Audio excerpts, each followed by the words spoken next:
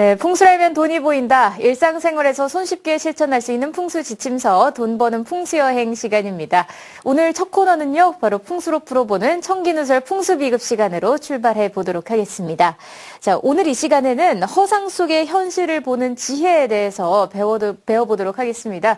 저희 방송 보시다가 궁금한 점 생기시면요, 서울지역번호 02-797-8100번으로 전화를 남겨주시면 되겠습니다. 자, 오늘도 좋은 강의 들려주실 분 소개해 드릴게요. 동양미래학자 소재학 미래예측학 박사 자리해 주셨습니다. 안녕하세요. 안녕하세요. 반갑습니다. 반갑습니다. 좀 잘 지내고 계신가요? 예, 새해의 어떤 기운 속에서 네. 정신없이 이제는 정말로 입춘도 지났고 그럼요. 동지 지났죠. 신정 지났죠. 입춘 지났고 이제 남아있는 게 뭡니까? 구정 하나 남아있긴 네. 합니다. 그러나 진짜 새해가 시작되는 입춘이 지났죠. 입춘이 지난 시점에서 시작이 됩니다. 오늘 주제는 현실 허상 속에서 네. 예, 허상 속의 진실을 바라보자라는 얘기를 가지고 얘기를 하는데요. 내용 역시 마찬가지입니다.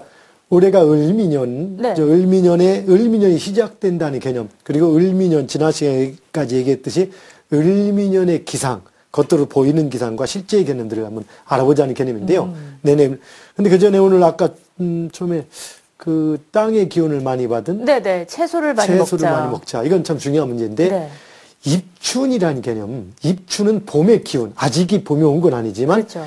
입춘은 봄의 기운이 시작되는 거기 때문에 입춘부터 춘분점 사이 혹은 해서 입춘 지난 뒤에는 반드시 야채나 채소를 한번 먹어주는 것이 몸의 신체 생리적 구조에 맞습니다. 그것이 뭐라고 하냐? 입춘은 인월이라고 합니다. 인묘진에서 오행으로 볼 때 목을 의미합니다. 네. 목은 모든 만물이 자라나고 뻗어나는 개념. 그리고 그걸 가지고 또 나무나 뭐 이런 거에 빗대기도 합니다. 그렇죠. 올해 을미년, 우리 을미년을 얘기할 때 잠깐 보면은 을미를 쓸 때 이렇게 씁니다. 을미년.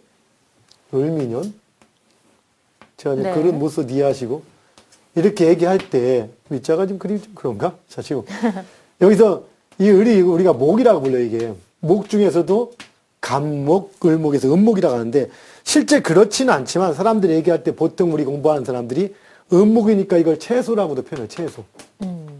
채소, 나물 이렇게 표현합니다. 그리고 이건 땅.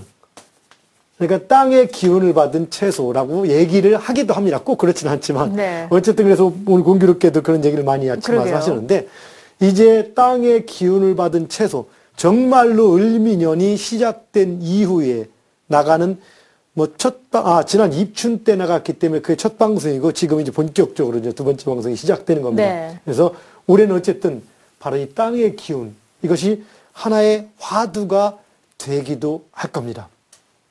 그럼 여기서 을미년을 얘기할 때 을미년을 바라볼 때 을미년, 우리가 시간을 바라보는 것, 우리가 시간을 바라볼 때 을미년 2015년 이런 한 해 자체는 이거로 딱 끝나는 게 아닙니다. 기존의 역학이나 특히 사주명리학 공부하시는 분들 보면 을미는 을목과 미토를 가지고 무조건 얘기를 하려고 합니다.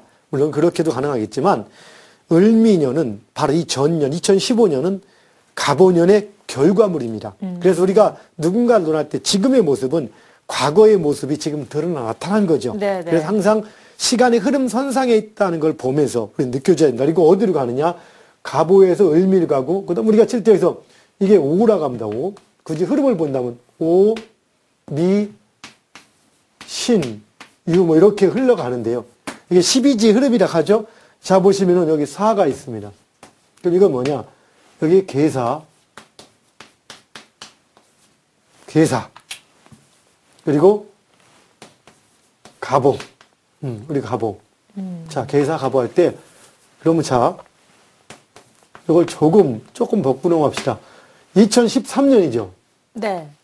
2013년, 2014년, 2015년, 그리고 을미 다음에 병신이 나갑니다. 병신. 네. 그 다음 정유.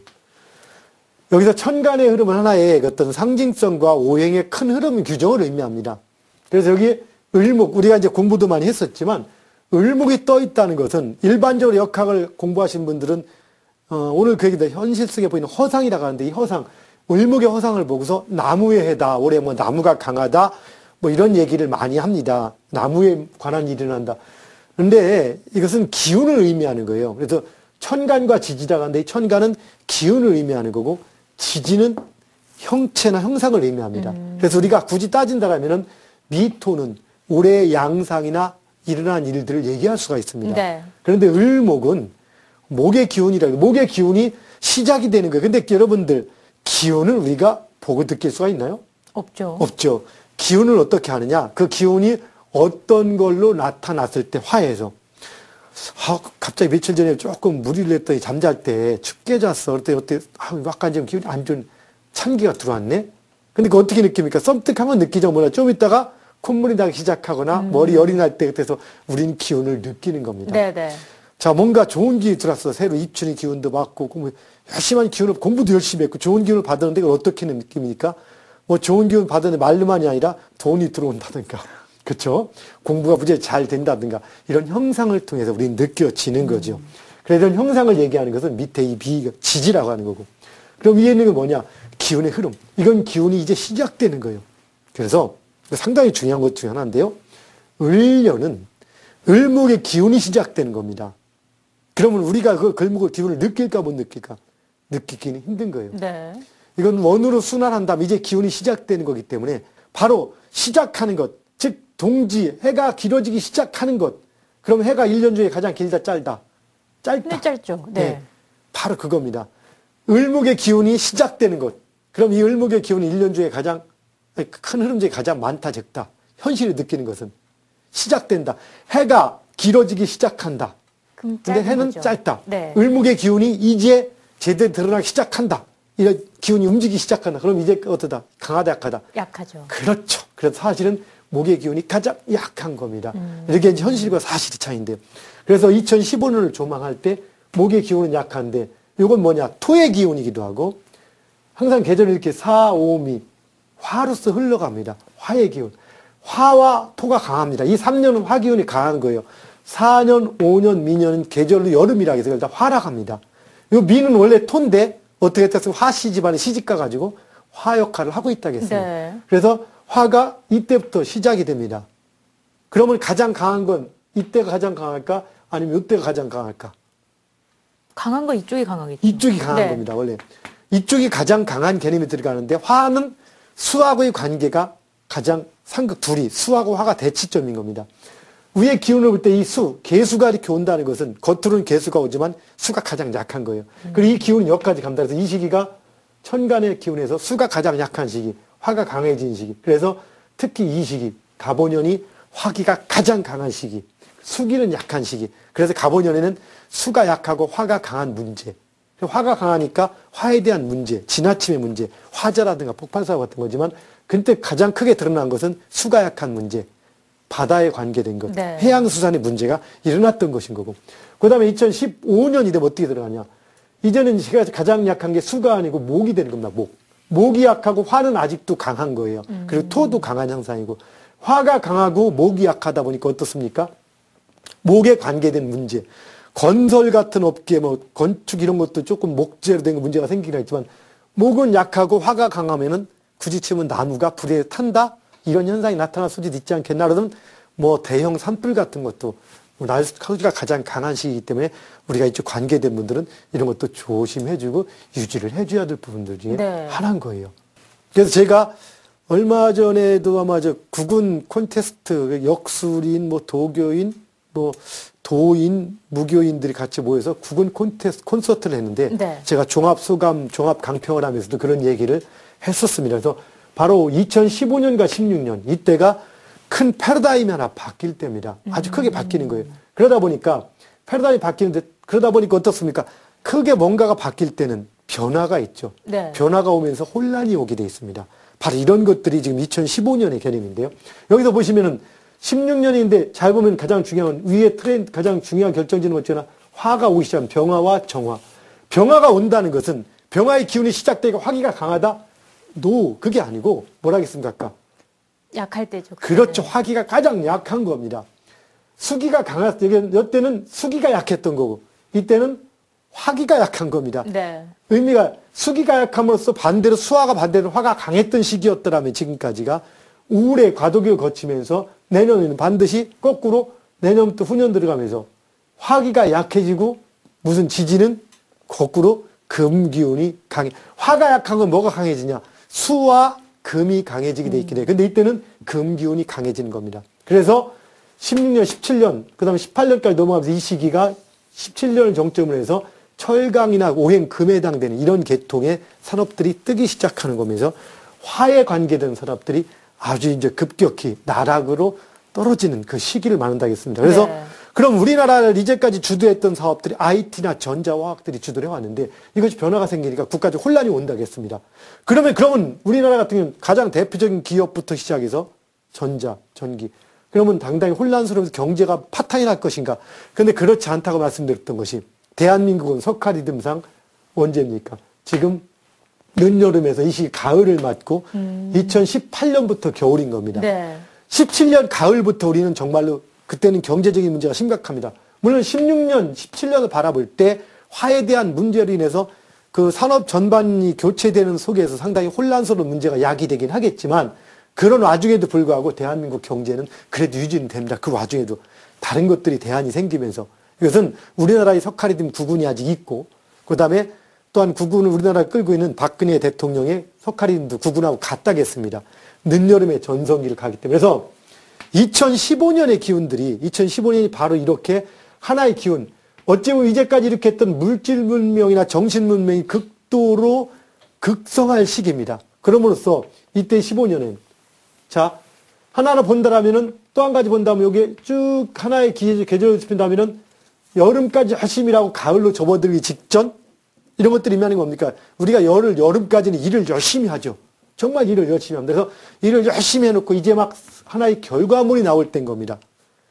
이제까지 열심히 일했던 협동에서 일했으면 목표를 해서 그리고 이제 결과물을 먹을 때 이 결과물을 가지고 열심히 일할 때처럼 협동한 마음을 가지고 타협해서 이렇게 타협해가지고 마무리를 져준다라면은 이건 참 좋겠죠. 네. 근데 사람들이 어떡합니까? 하나의 목표물이 생기게 되면은 이걸 가지고 이제 욕심을 부리기도 하고 서로 이전투구하는 모습이 나타날 수도 있는 것도 바로 이 그 을미년의 현상 중에 하나가 되기도 합니다. 그러면 봅시다. 이런 현상들이 나타난다. 자, 여기서 중요한 것, 화라는 것은 또 한 가지. 아까 IT뿐이 아니라 방송, 연예, 화려함. 자, 화려함이나 방송이나 연예 이런 것들은 현실을 그대로 반영합니까? 좀 과장돼 있습니까? 과장돼 있죠. 그렇죠. 과장돼 있으니까 진실의 모습이 아니라 바로 그것이 허상의 모습입니다. 그래서 2015년은 특히 어느 때보다 상당히 극도로 각 분야들이 최고조로 지나가다 보니까 허상으로 보이기도 하고 지나쳐가지고 어떤 갈등을 겪기도 하고 문제가 되기도 하고 그런 양상들이 많이 나타나는 겁니다. 자, 우리 현실 속에서 이런 모습들이 진실과 아니면 뭐 거짓이라고 허상 이렇게 표현할 때 네. 우리는 진실을 보고 살아갑니까? 허상을 보고 살아갑니까? 참 애매하죠. 둘 다 보는 것 같은데요. 아침에 지금 현재 볼 때 그 아침이면은 지금 우리는 아침 시간 방송은 저녁 때 아침에 나가는데 아침이 되면 해가 뜨죠? 네네. 저녁 되면 지죠? 해는 하루에 몇 번씩 뜨고 진다겠죠? 한 번씩 뜨고 지죠. 한 번씩 뜨고 지죠. 그 물어볼게요. 해가 뜨고 집니까? 지구가 돕니까? 시청자 여러분? 지구가 돌죠. 예, 방금 근데 해가 뜨고 진다고 말씀하셨네요. 네. 예. 자, 실제는 지구가 도는 겁니다. 해가 뜨고 지는 게 아니라. 그런데 우리가 지구가 도는데 우리는 얘기할 때 해가 뜨고 진다라고 이렇게 표현해서 얘기를 합니다. 그리고 여기서 중요한 문제 봅시다. 지구가 도는데 실제는 우리는 해가 뜨고 진다고 한다는 것은 바로 여기서 의미하는 것은 진실은 지구가 자전공전이에요. 그런데 눈에 보이는 것은 해가 뜨고 지는 걸 보입니다. 그럼 어느 게 허상입니까? 해가 뜨고 지는 게 허상이죠. 그렇죠. 예, 현실은 그런 허상 속에 있습니다. 그래서 시청자 여러분과 제 방송하는 저는 지금 가만히 있습니까? 아니면 바삐 움직입니까? 지구와 동시에 바삐 움직입니까? 가만히 있습니까? 사실은 지구와 동시에 우리는 움직이고 있습니다. 네. 우리가 보이는 것은 움직이는 거 보이는 것이 아니라 어떻게 멈춰 있는 걸로 보이고 있죠. 그런데 태양은 지구에 비해서 멈춰 있습니다. 물론 태양도 움직이긴 하지만 지구에 비해서 멈춰 있는데 우리가 볼 때는 하루에 한 번씩 뜨고 지는 걸로 보입니다. 그래서 우리는 서로 이렇게 사실에 보이는 것과 사실이 같지 않습니다.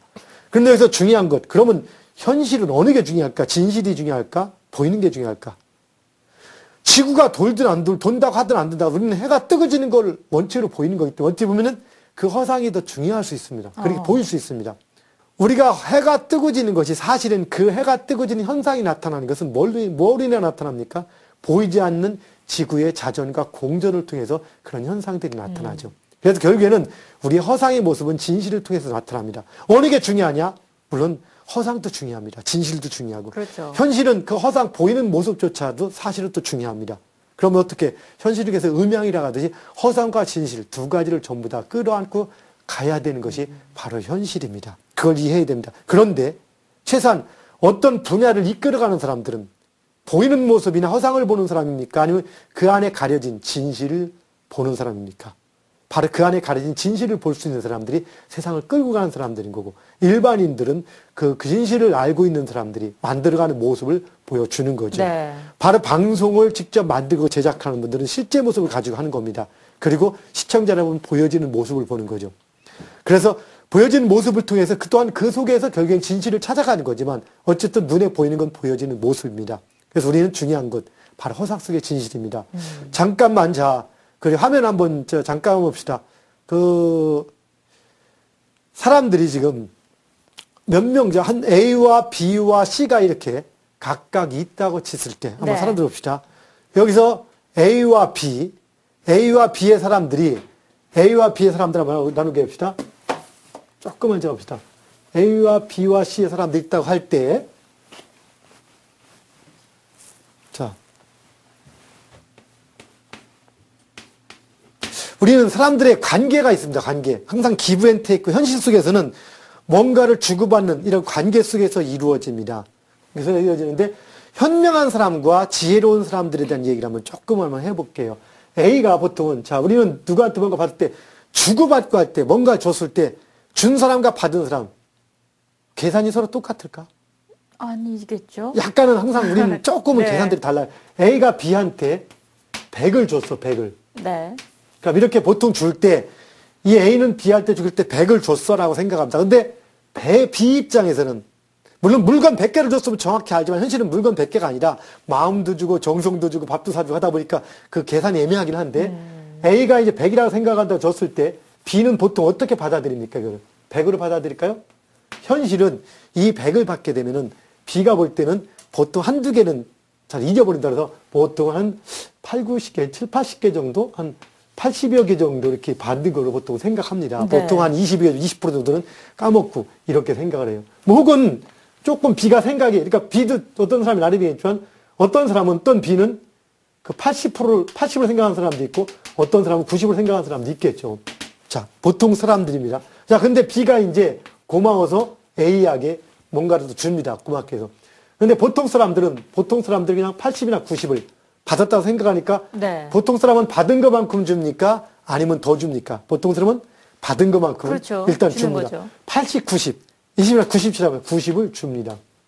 그럼 이때 A를 봅시다. 이 A는 이 사람 B가 90을 줄 때 A가 볼 때는 이 90이 다운 것처럼 보일까? 한 80 정도로 보일까? 역시나 예, A는 절 80 정도로 받겠죠. 보입니다. 네. 그럼 여기서 이제 어떤 계산이 들어가냐? A는 B를 볼 때, A는 볼 때 내가 100을 주고 80 받았으니까 제가 20은 나한테 빚졌어. 그럼 나한테 고마워. 언젠가 나한테 해줘야 돼. 라는 생각을 합니다. 근데 B는 또 어떻게 생각합니까? 받은 거를 다 줬어. 네. 없다라고 생각합니다. 여기서 문제가 생깁니다. 제가 이제 컨설팅을 상담을 하다 보면은 다 동업하다가 동업자한테 당했다, 사기당했다 수없이 많이 합니다. 물론 진짜 사기당한 경우도 많이 있지만 잘 보면은 이 사기보다는 서로 계산, 이런 서로의 그 잘못된 계산 때문에 그 오해로 인해서 문제가 생기는 경우가 상당히 많습니다. 그래서 만약에 좀 더 현명한 사람이라면 어떻게 합니까? 내가 80, 90을 받았어. 그러면 내가 90으로 보이는 거지만 사실은 저 사람이 준 것은 100을 준 거야. 라고 합니다. 그렇죠? 그러면 그 사람은 어떻게 합니까? 상대방한테 줄 때, 이제 어떻게 줍니까? 더 100을 많이 받았으니까 최소한 내가 100은 줘야겠지. 네. 라고 해서 줍니다. 근데 내가 100을 줬다고 칠 때 좀 생각 깊죠? 그래도 상대방이 받아볼 때 이거 몇으로 보입니까? 90으로 네. 보이는 겁니다. 이게 현실인 겁니다, 현실. 자, 그래서 조금 더 지혜로운 사람은 그렇게 하는 겁니다. 내가 80이나 90을 받았을 때, 저 사람이 나한테 사실은 100을 준 거야. 그럼 내가 똑같이 100을 주면은 저 사람은 오히려 8, 90으로 받아볼 수가 있지. 좀 더 많이 주게 그렇지. 되는 건가요? 그래서 좀 더 지혜로운 사람이라면 이 지혜로운 지혜로운 사람 어떡합니까? 그러면 최소한 내가 받은 것보다는 더 줘야 될 거 아니야. 그래서 한 130을 줍니다. 130을 줄 때 이 A는 어떻게 봅니까? 그러면 최소한 100에서 110 정도는 네네. 보인다. 그러면 A는 어떡합니까? 내가 준 것보다 더 받았으니까. 내가 처음에 이만큼 줬는데 저만큼 줬네? 저 사람 참 괜찮은 사람이야. 라고 생각한다는 겁니다. 뭔 얘기인지 아시겠습니까? 네. 자, 바로 이럴 때 누가 더 지혜로울까? 인간관계. 우리는 인간관계를 얘기할 때, 자 봅시다. 보통 인간관계를 얘기할 때 기브앤테이크라고 합니다. 사람은 누구나 자신의 이익을 위해서 생활을 하게 되어 있습니다. 그럼 우리는 이기주의라고도 표현하죠. 근데 시청자 여러분, 이와 올해 그 을미년의 미라는 것은 토도 의미하고 이 토는 현실을 얘기합니다. 실리와 이익을 의미하기도 하죠. 을미년을 살아가는 우리 대한민국 국민 여러분, 이기주의자가 만약 되고 싶고 자신을 진정으로 이해하고 싶다면 진정한 이기주의자가 한번 되어보십시오. 진정한 이기주의자는 뭡니까? 작은 것들은 양보하고 큰 것들을 얻을 수 있는 것.